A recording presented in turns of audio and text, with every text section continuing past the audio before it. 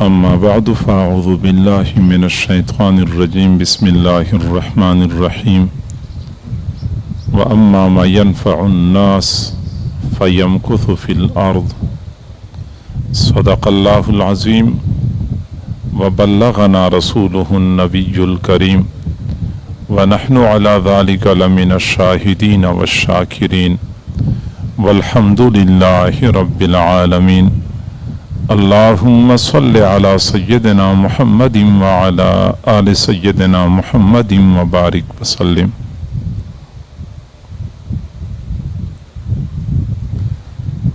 ایک مومن کی زندگی کا اصل مقصد اللہ تعالیٰ کی قرب اور رضا کا حصول ہوتا ہے۔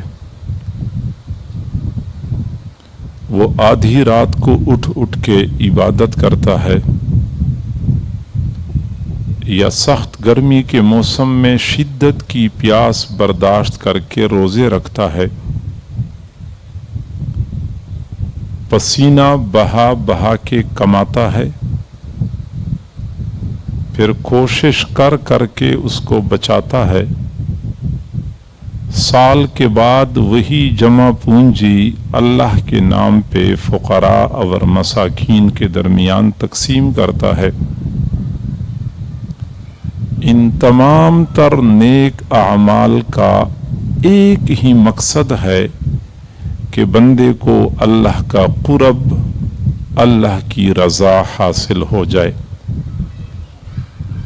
اور یقیناً ان تمام اعمال کے ذریعے اللہ تعالیٰ کی رضا اور قرب بندے کو نصیب ہو جاتا ہے۔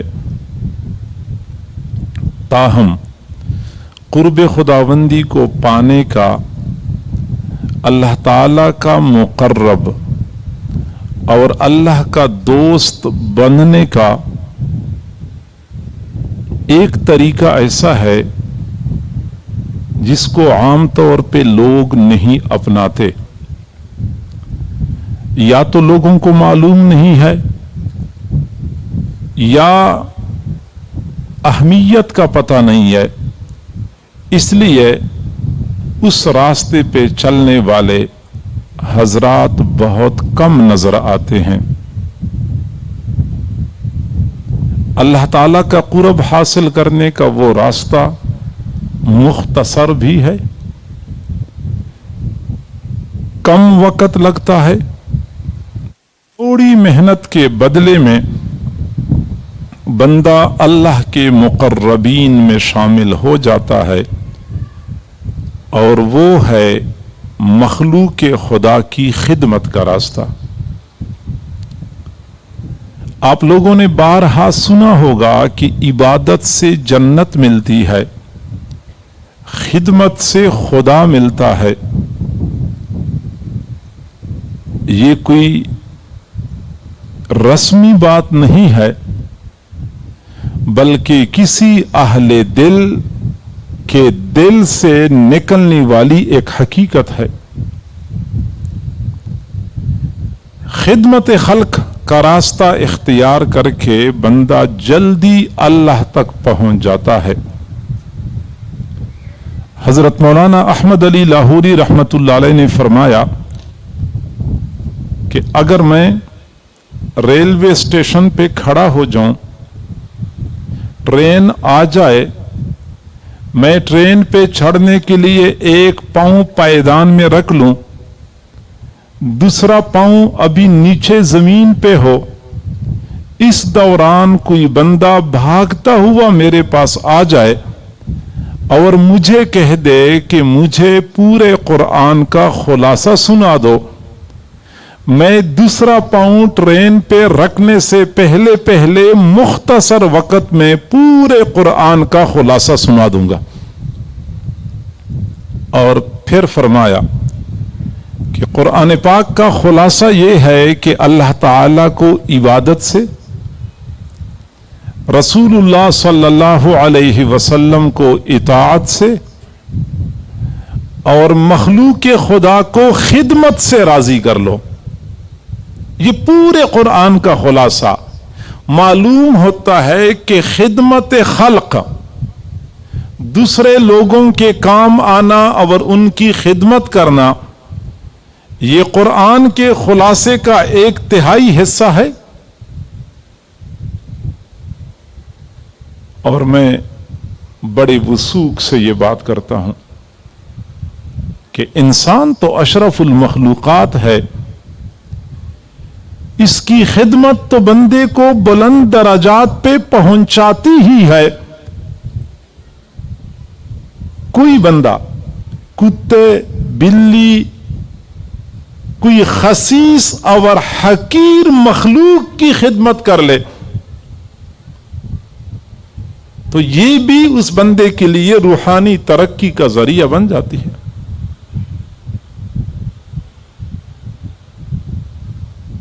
حضرت ڈاکٹر عبدالحی عارفی صاحب رحمہ اللہ نے لکھا ہے کہ پرانے زمانے میں ایک محدث تھا جو حدیث کی تعلیم اور نشر و اشاعت کا کام کیا کرتے تھے۔ ایک ہی وقت میں ہزاروں شاگرد ان کی مجلس میں بیٹھ کے حدیثیں پڑھا کرتے تھے۔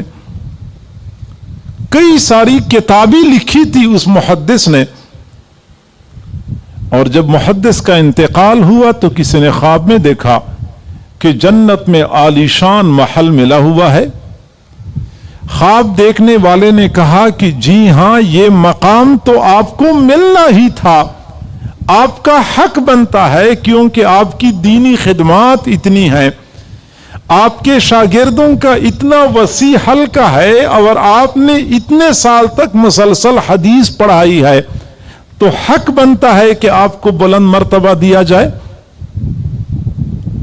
لیکن اس محدث نے جواب دیا کہ نہیں، مجھے یہ مقام اور مرتبہ حدیث پڑھنے پڑھانے کی وجہ سے نہیں ملا ہے، حدیث میں کتابیں لکھنے کی وجہ سے نہیں ملا ہے، دینی خدمات کی وجہ سے نہیں ملا ہے، بلکہ ایک ایسا عمل جس کو میں کوئی حیثیت ہی نہیں دے رہا تھا، اسی عمل کی وجہ سے اللہ نے میری مغفرت کا فیصلہ فرمایا۔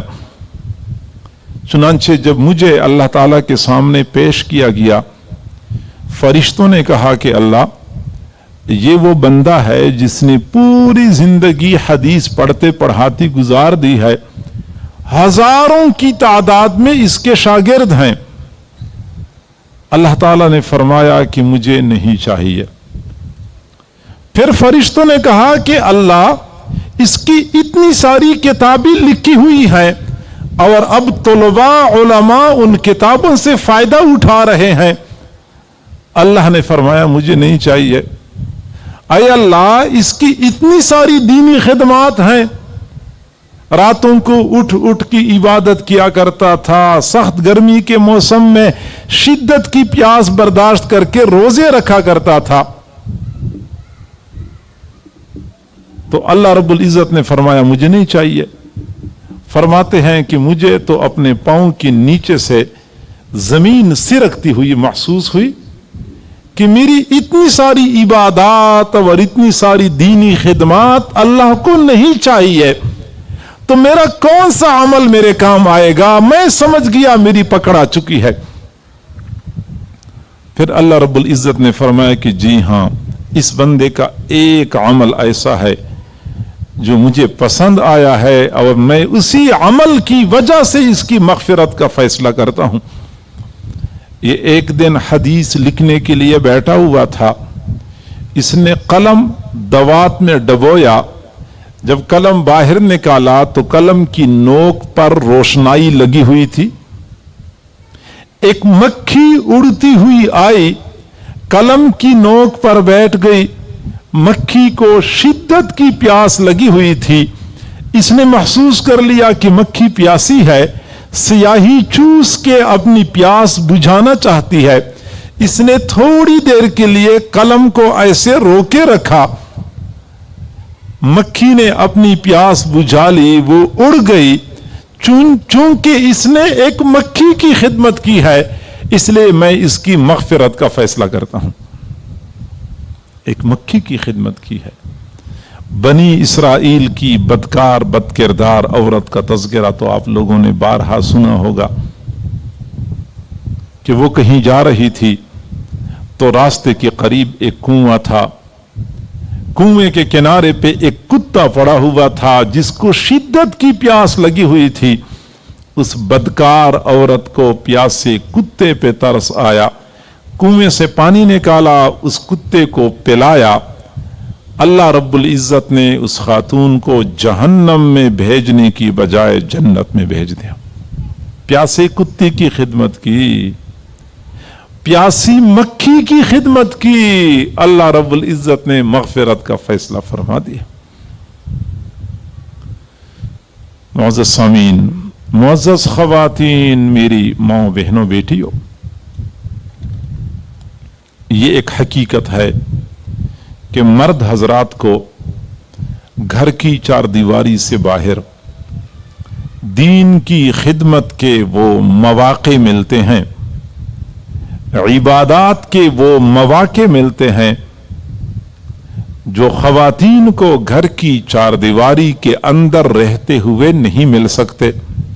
جنازہ پڑھنا, کسی بیمار کی عیادت کرنا, عید کی نماز پڑھنا, جمعہ کی نماز پڑھنا, جہاد کا کام کرنا, یہ وہ اعمال ہیں جو مرد حضرات کر سکتے ہیں, خواتین کو موقع نہیں مل سکتا.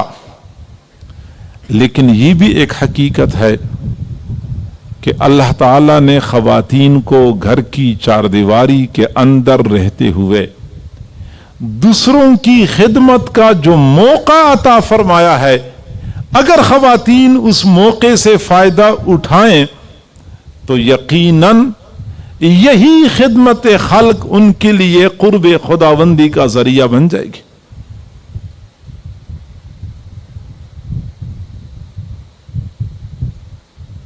اور یہی وجہ ہے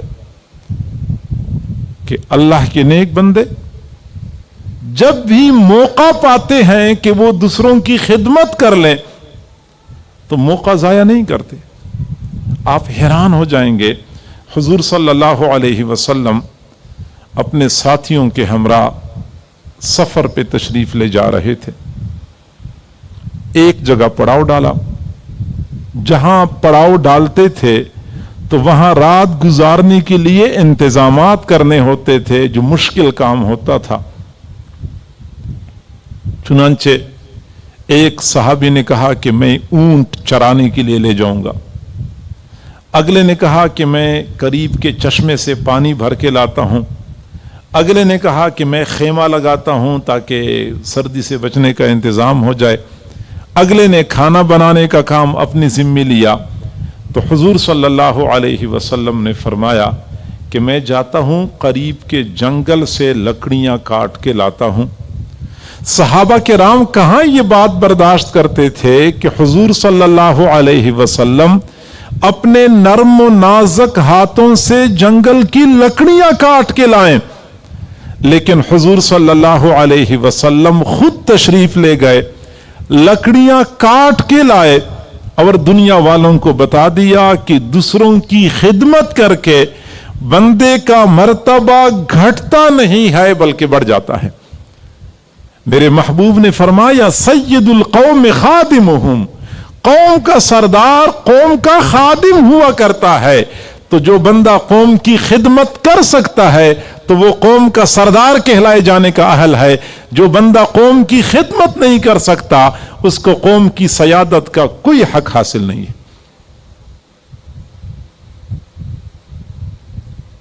آپ صلی اللہ علیہ وسلم صحابہ کرام کے ہمراہ سفر کر رہے تھے. رمضان کا مہینہ تھا. سفر کے دوران رمضان کا روزہ چھوڑنا جائز ہو جاتا ہے. چنانچہ بعض صحابہ نے روزہ نہیں رکھا تھا اور بعض صحابہ نے روزہ رکھا ہوا تھا. تو عرب کی گرمی, ریگستان کا سفر, گرم لو چل رہی ہوتی ہے, اونٹوں پہ سفر کرنا ہوتا تھا. दोपहर के वक्त आप सल्लल्लाहु अलैहि वसल्लम ने पड़ाव डालने का हुक्म दिया। जिन लोगों ने रोजा रखा हुआ था वो बेचारे तो दरख्तों के साए में बेहाल होके गिर पड़े, शिद्दत की प्यास लगी हुई थी। और जिन्होंने रोजा नहीं रखा हुआ था वो फौरन कमर बस्ता हो गए। किसी ने खेमे लगा लिए, कोई जानवरों को पानी पिलाने के लिए ले गया, किसी ने ठंडे पानी का इंतजाम कर लिया, कुएं से चश्मे से ताजा पानी भर के लेके आ गए, वो ठंडा होता है। और रोजेदारों के लिए नहाने का इंतजाम कर लिया, साए का इंतजाम कर लिया, खेमे लगा दिए। तो हुजूर सल्लल्लाहु अलैहि वसल्लम ने फरमाया कि आज जिन लोगों ने रोजा नहीं रखा हुआ है वो लोग अजर में बाजी ले गए, वो जीत गए, उन्होंने ज्यादा अजर हासिल कर लिया। बुखारी शरीफ की रिवायत।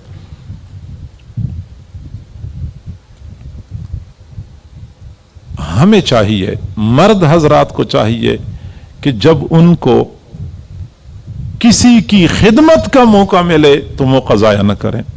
खवातीन से गुजारिश है कि घर के मर्दों की खिदमत, अपने बच्चों की खिदमत, ससुर और सास की खिदमत अपने लिए बोझ न समझें बल्कि सआदत समझें। अल्लाह रब्बुल इज्जत ने अपने घर वालों की खिदमत का मौका दिया है, में जाकर दूसरों के घरों में काम करने पर मजबूर नहीं किया है। ये अल्लाह का फजल है, अल्लाह का एहसान है। वरना हमें नजर आ रहा है हमारे मुआशरे में कितनी खवातीन ऐसी होती हैं जिन बेचारियों को दूसरों के घरों में जाके कामकाज करने पड़ते हैं।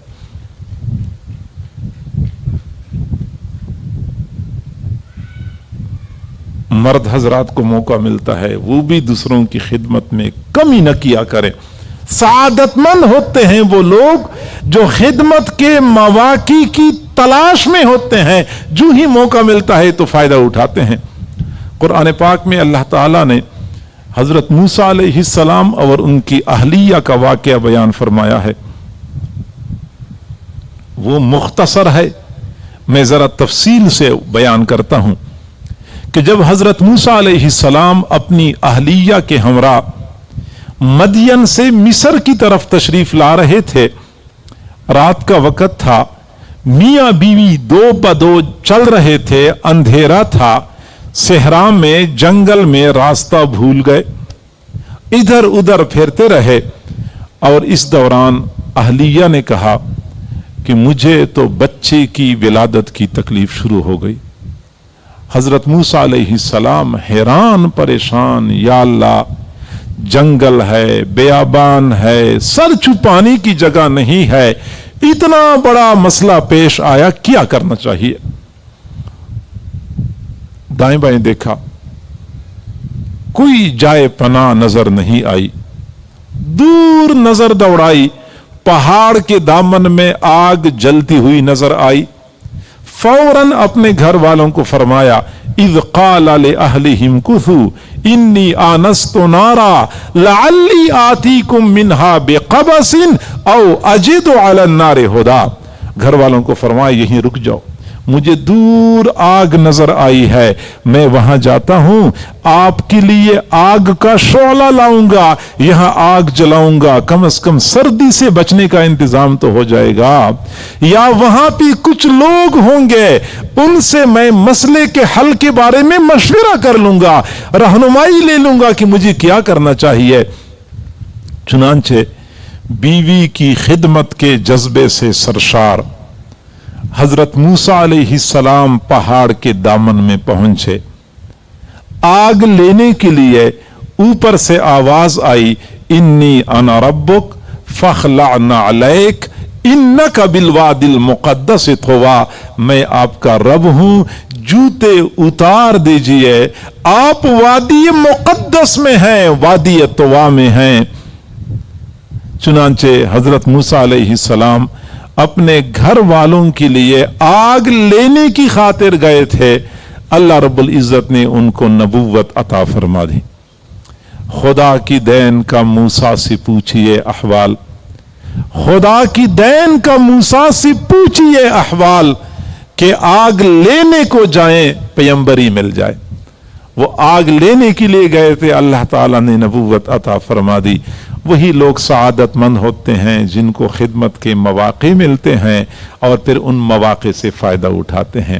خواتین بیچاریاں صبح سے لے کے شام تک بھاگ بھاگ کے کام کرتی ہیں، کام بھی کرتی ہیں، اپنے آپ کو بھی کوستی رہتی ہیں، گھر کے افراد کو بھی کوستی رہتی ہیں اور اپنا اجر ضائع کر دیتی ہیں، آپس میں بھی الجھتی رہتی ہیں کہ میں زیادہ کام کرتی ہوں اور یہ کم کام کرتی ہے، وہ کہتے سارا کام تو میں کرتی ہوں، یہ تو کرتی نہیں ہے، وہ اجر اور ثواب ضائع ہو جاتا ہے۔ ماں بہنوں بیٹیوں سے گزارش ہے کہ صبح کے وقت اٹھیں اور اسی نیت سے کام شروع کریں کہ یہ گھر کے افراد کی خدمت ہے اور خدمت خلق بہترین عبادت ہے۔ کبھی غور کیا ہے کہ اگر بنی اسرائیل کی بدکار بدکردار عورت پیاسے کتے کو پانی پلاتی ہے، اس کے بارے میں جنت کے فیصلے ہوتے ہیں، تو جو خاتون اپنے والد، اپنی والدہ یا بوڑھے سسر، بوڑھی ساس کو چائے پیش کر لے، گرم گرم دودھ پیش کر لے، کھانا پیش کر لے، پتہ نہیں اس پہ کیا اجر اور کیا مرتبہ اس کو ملتا ہوگا، ہم اس کا اندازہ نہیں کر سکتے۔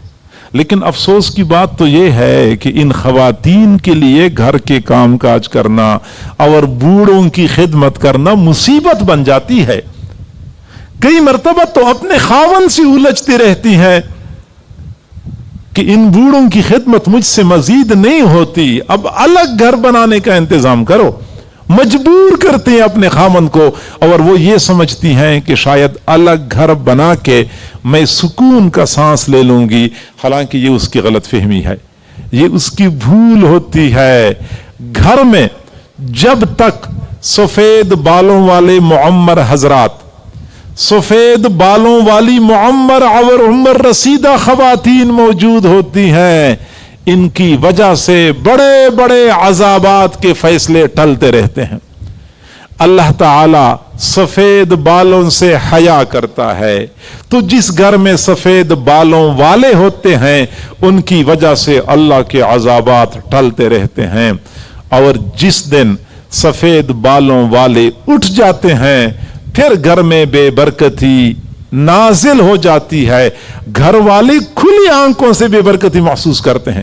بارہا ہمیں لوگوں نے کہا جب تک والد صاحب زندہ تھے کاروبار بھی ٹھیک چل رہا تھا، گھر میں فراخی تھی، آسانی تھی، سکون اور اطمینان تھا، جس دن سے والد صاحب کا انتقال ہوا ہے ہمارے گھر کے حالات خراب ہو چکے ہیں۔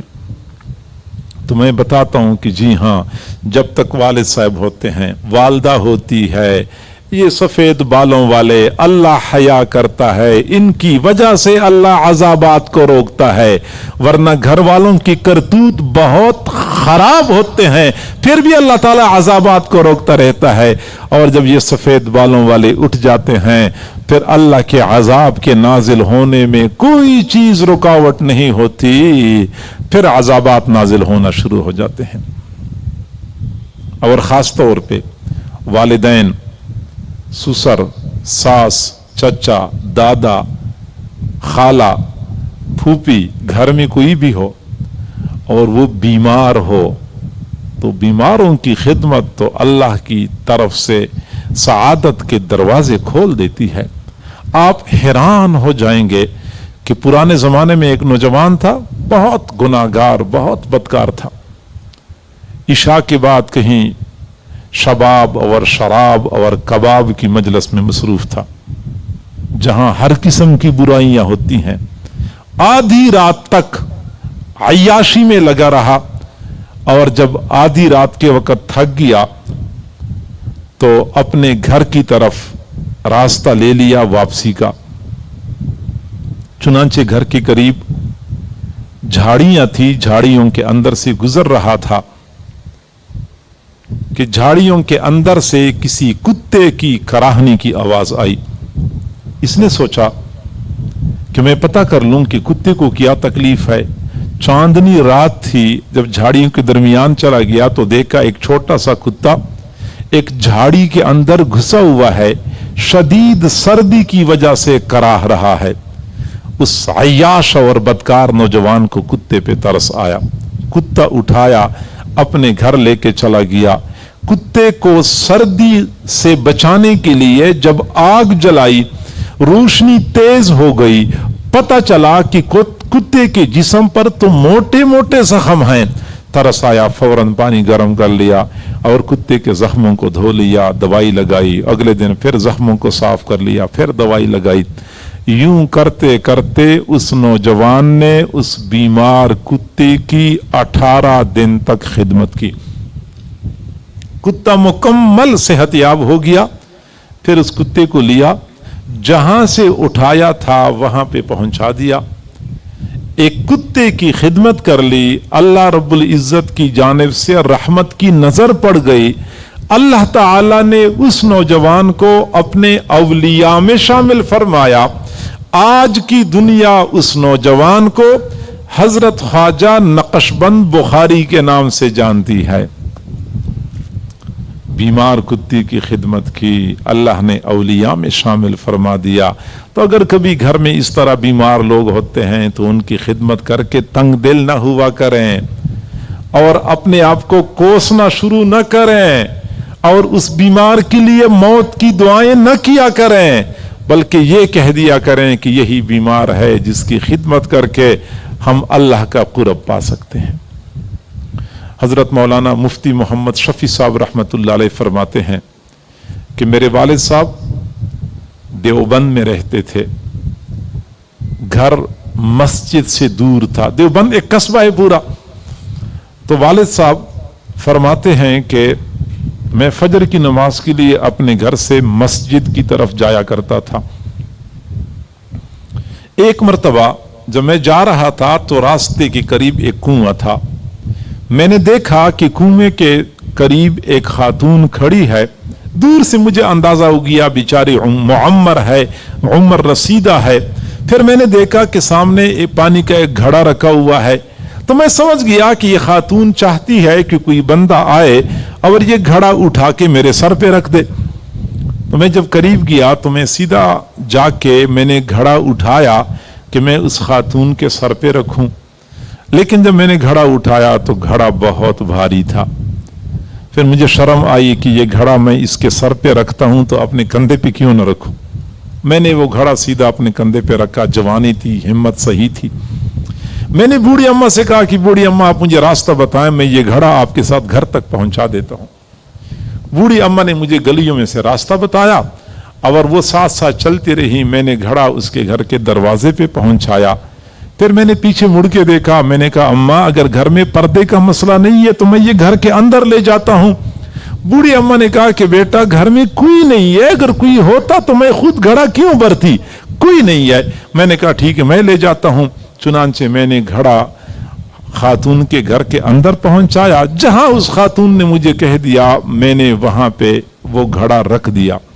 फरमाते हैं घड़ा तो मैंने रखा, लेकिन उस बूढ़ी खातून ने मुझे दुआएं देनी शुरू कर दी। मैं घर के दरवाजे तक पहुंचा, वो दुआएं देती रही। मैं घर से बाहर निकला, वो फिर दुआएं देती रही। दूर तक मुझे दुआओं की आवाज पहुंच रही थी। मैंने कहा सौदा बड़ा सस्ता है, थोड़ी सी मेहनत के बदले इतनी सारी दुआएं बंदे को मिल सकती हैं, तो मुझे और क्या चाहिए। अब मैं रोजाना यही ड्यूटी किया करूंगा। चुनांचे अगली रात सुबह के वक्त मैं जरा जल्दी पहुंच गया, उस खातून का इंतजार करने लगा। वो खातून आई, मैंने फौरन कुएं से पानी निकाला, खातून का घड़ा भर दिया, फिर कंधे पे रखा और फिर उनके घर तक पहुंचा दिया। खातून ने फिर मुझे थोक की हिसाब से दुआएं दे दी। फिर मैंने आज़म कर लिया कि जब तक ये खातून जिंदा है, मैं जिंदा हूं, मैं ये खिदमत सर अंजाम देता रहूंगा। मखलूक के खुदा की खिदमत। मुअज़्ज़ज़ ख़वातीन, मेरी माओ बहनों बेटियों, मखलूक खुदा की खिदमत लम्हों में बंदे पर सआदतमंदी के वो दरवाजे खोल देती है जो साल हा साल की इबादत की बदौलत बंदे के लिए नहीं खुलते। वही लोग खुशकिस्मत होते हैं जो खुद थोड़ी सी मुशक्कत बर्दाश्त कर लेते हैं, लेकिन दूसरों के लिए राहत का जरिया बन जाते हैं। बहुत पुरानी बात है, मैंने एक रिसाले में एक कहानी पढ़ी। وہ کہانی رسالی کی ہے، وہ کوئی بخاری شریف اور ترمذی شریف کی حدیث تو ہے نہیں، لیکن وہ سمجھنے کے لیے بہت مناسب ہے کہ بچوں سے استاد نے سوال پوچھا کہ بیٹا تم بڑے ہو کے کیا بنو گے؟ تو ایک بچے نے کہا کہ میں مفتی بنوں گا، اگلا بچہ بول پڑا میں قاضی بنوں گا، اگلے بچے نے کہا کہ میں شیخ الحدیث بنوں گا۔ اچھا زمانہ تھا جب ہمارے بچوں کی تمنائیں ایسی ہوا کرتی تھی، بچوں کی چاہت یہ ہوتی تھی کہ میں نے مفتی بننا ہے، میں نے شیخ الحدیث بننا ہے، میں نے قاضی بننا ہے، اور والدین کی چاہت بھی ایسی ہی ہوا کرتی تھی کہ ہم نے اپنے بیٹے کو مفتی بنانا ہے، شیخ الحدیث بنانا ہے۔ تمنائیں لوگوں کی بدل چکی ہیں، بچہ پیدا ہوتا ہے، والدین خواب دیکھنا شروع کر دیتے ہیں کہ میرا بیٹا بیوروکریٹ بنے گا، یہ فوج کا افسر بنے گا، تو یہ فلاں بنے گا۔ بہرحال بچے اپنی اپنی تمنائیں اور اپنے اپنے عزائم ظاہر کر رہے تھے کہ ایک بچے نے کہا کہ میں بیری کا درخت بنوں گا۔ جو ہی اس نے یہ کہا تو سارے بچے ہنس پڑے، یہ بیری کا درخت بننا چاہتا ہے، کبھی انسان بھی بیری کا درخت بن سکتا ہے؟ اور بیری کے درخت میں کیا کمال ہوتا ہے کہ یہ بیری کا درخت بننے کے لیے بےتاب ہے؟ لیکن استاد سمجھدار تھے کہ بچے نے کوئی بامعنی بات کی ہے، پوچھا بیٹا آپ بیری کا درخت کیسے بنو گے اور بیری کے درخت میں کیا کمال ہوتا ہے؟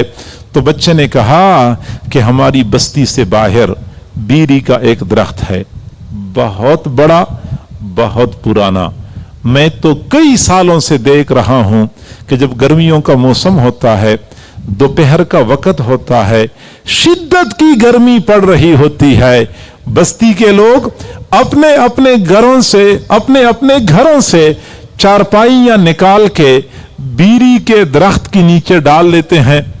اس چلچلاتی دھوپ میں بیری کا درخت خود تو اوپر سے جل رہا ہوتا ہے، لیکن نیچے والوں کو ٹھنڈی چھاؤں مہیا کر رہا ہوتا ہے۔